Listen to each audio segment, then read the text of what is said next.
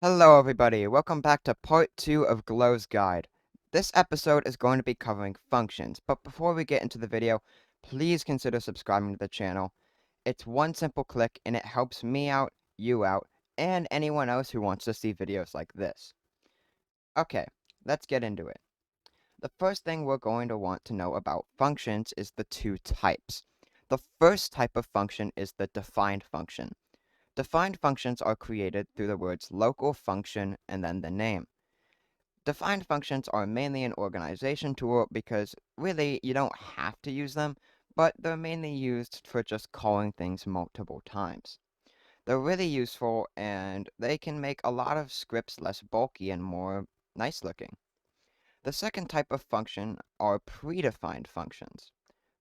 Predefined functions are functions that are created automatically by Roblox Studio from objects.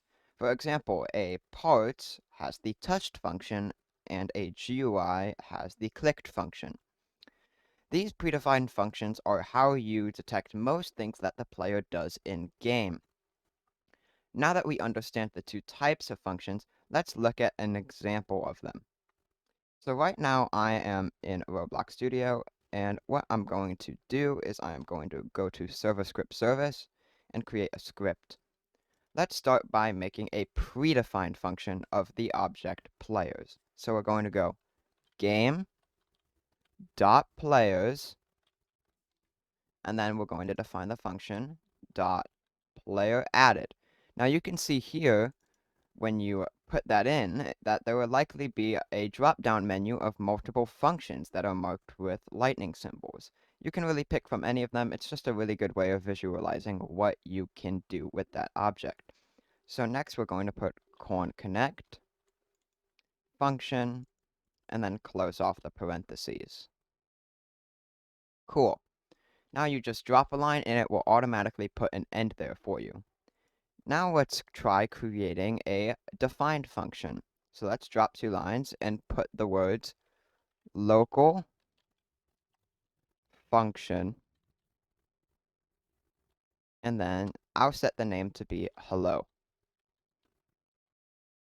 Now let's drop a line so it gives us our end, and now let's call hello from this player added function. And in hello, we would just simply print hello world in the console. So print hello world. Cool. Now that we have this set up, we can see that if we load into the game, after we fully load in, it will say hello world in console down here. Thank you all for watching this video. If you enjoy this series or any of my other series, please just take one click to press that subscribe button. I'm trying to hit 200 subscribers by summer, and I would really appreciate it if you helped contribute. See you next time.